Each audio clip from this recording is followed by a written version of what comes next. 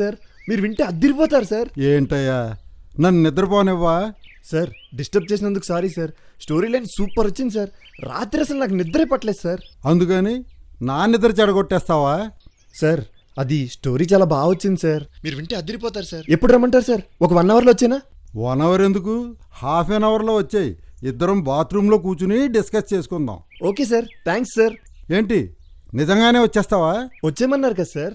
పెట్టేవయ్యా phone.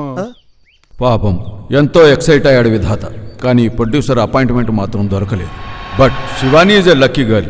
Lady producer Mary వెంటనే appointment ఇచ్చేసింది. Budget ఎంత అవుతుంది?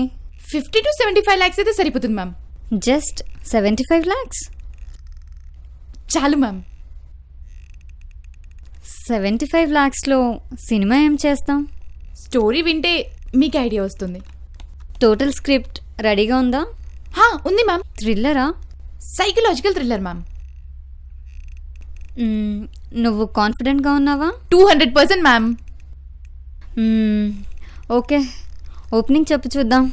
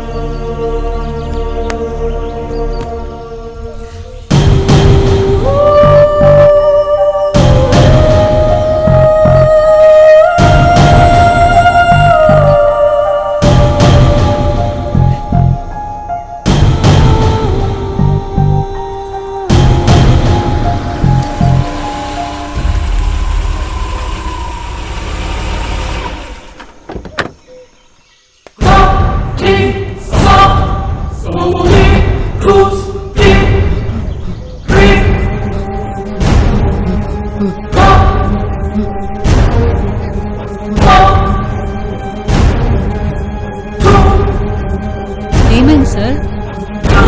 యాక్సిడెంటా?